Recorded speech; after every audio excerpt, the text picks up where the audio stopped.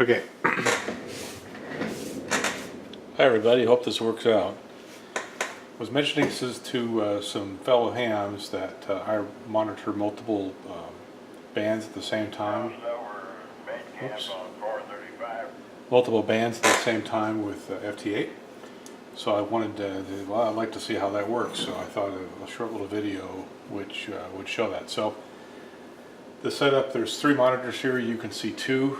The camera angles aren't working out the best. Here's one I'll just show you real quick.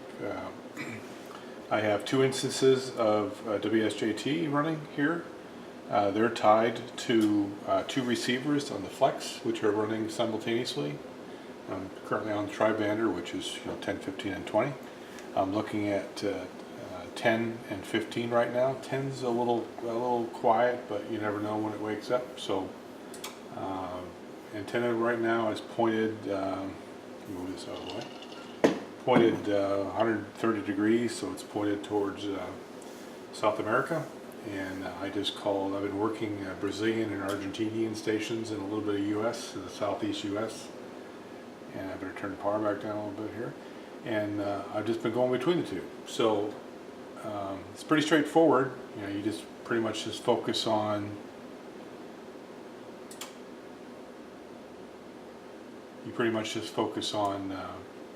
the WSJTs. I have over here on the transmit side.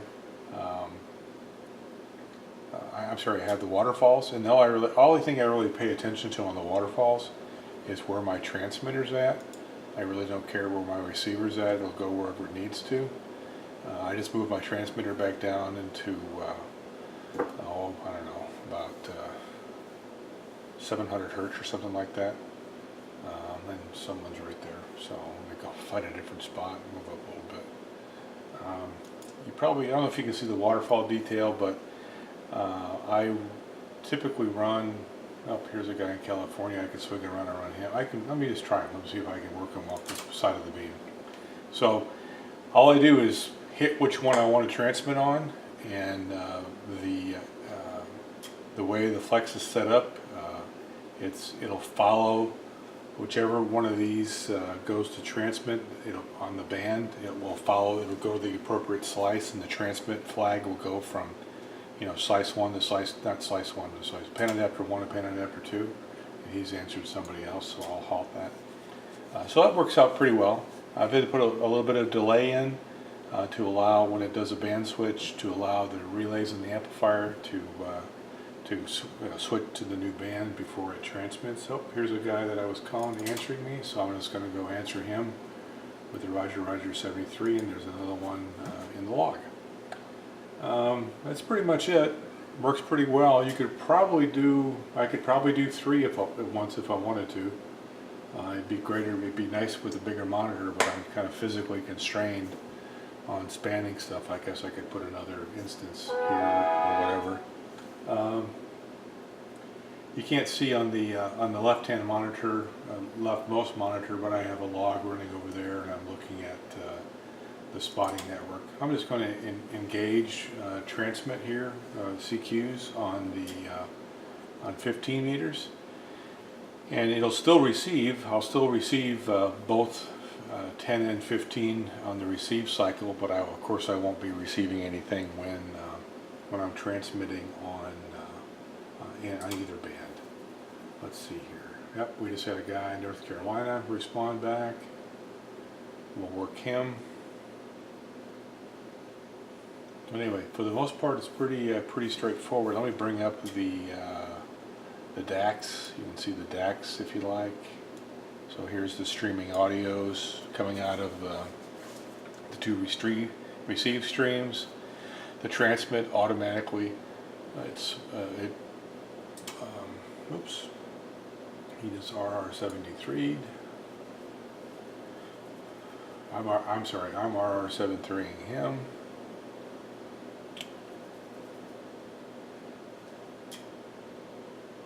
And we'll start, I'll turn CQ on, so I'll CQ as soon as I get her. Well, whether I do or not doesn't matter. I'm going to send 73. So there's the DAX control, and you can see, if you're familiar with DAX at all, you can see I can have up to four streams, and I have 2 active at this point. And their RX gains are set pretty much the same. And then transmit gain, it's constant between these two. I have them pretty much set the same on the audio transmit level, so I get the right thing out. And I always typically run, I will minimize that, typically run through the amp, because it makes it really easy if I need to go over under tough conditions or something, eke out a final transmit with somebody or call, anyway, they're weak, I'm weak, whatever. I can just come over here with the mouse and scroll that guy up, tell the engine room some more power please, and it'll go. And when I'm done, I just roll it back down. So right now I have the radio set for 5 watts out, and according to the Daiwa here, it's about 130, yeah, 130, so I can back that down a little bit, like 100. Anyway, so working into South America and looking at the, you can't see it, let me draw this over. There's the PSK reporter map, and I'll zoom this up a bit so you can see it. Log that. Guys, let's see, we got, so we're going to enable transmit, and of course, a guy that I worked is now on the frequency he moved to answer me on that frequency calling CQ.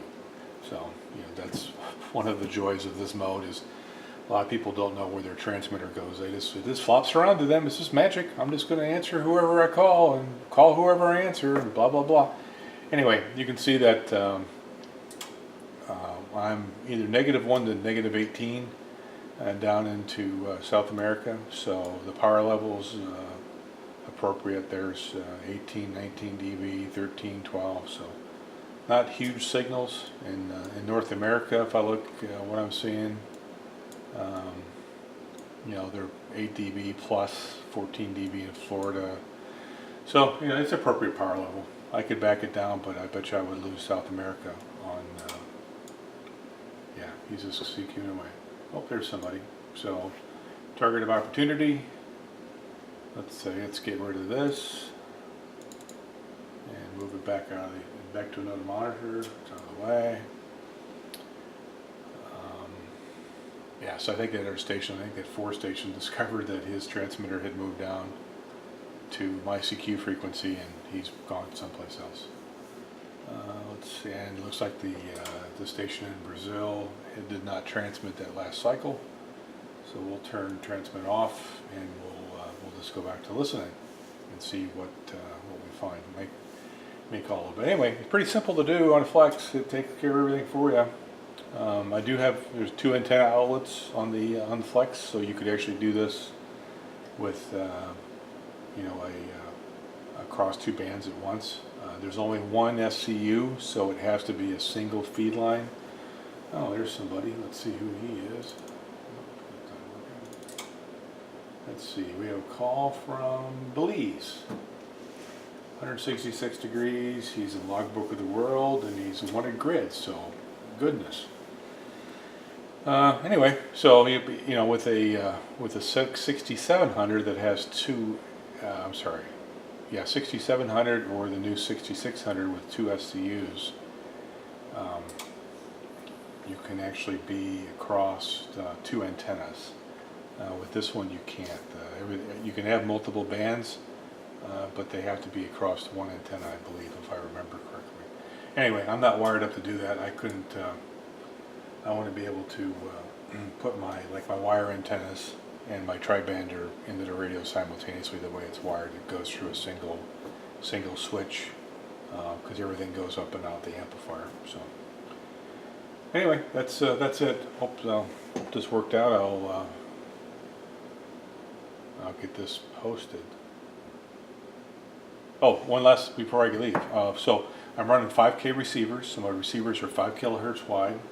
Yeah, so I just got Belize in the log, which is good. Let's turn CQ on. There may be some other fish out in the sea. We'll clean that up, and we'll clean that up. Looks like 10 meters is pretty much dead at this point, but we'll keep pointed towards South America and call some CQs. But I have the receiver set for 5 kilohertz, and typically what I do is I go into WSJT and I modify the transmit frequency, and I haven't done it here in the second instance of WSJT, but I'll take 1,000 hertz off. I'll move the center frequency for the sideband down to KC, because I have plenty of width in my view, and that way I can see the bottom of the band. So for instance, on 15 meters right now, if I zoom this up a little bit, let me zoom up a lot. In fact, let me just make this guy get full size, pop it out, make it full size so you can see it.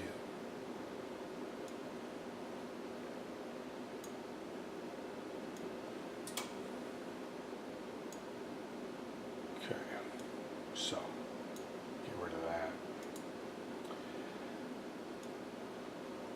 So the center frequency, sideband suppressed center frequency is 2173. The bottom of the subband, if you will, for this mode for FT8 starts at 74. If I didn't do the offset, I would be dealing with audio frequencies, below 500 hertz, which is typically not someplace you want to be. The Flex will do it because it's not a mixer radio; it's SDR. It doesn't have any roll off on transmit or receive. It does a good job down there, but I prefer to shift everything up into a kind of a normal band pass of 1,000 hertz to, let's say, 3,500 hertz. And the simplest way to do that is just to go in and change the frequency settings. If you're dealing with a mixer radio, you don't have as much flexibility because you have, maybe 3 kC or 3.5 kC. So you may just go down 500 instead of 1,000. But here I don't have that problem. So I just finished a W8 call. And I'm going to go back and CQ because I had 2 stations answer, an 8 and a 4, and we'll see if the 4 is still out there listening. So anyway, that's it. Hope you understand how this would work. And if you had 2 radios, and both those radios had sound cards, you could do the same thing. I said I could. You just got to set up 2 WSJT instances with different radios, different COM ports, different sound, everything on different antennas, and you probably want to put something in there to protect the receiver, to ground it when you're transmitting on the other one. But you could certainly do it to watch 2 bands at once. So anyway, that's it. Hope this worked out. Let's roll around here and stop this thing.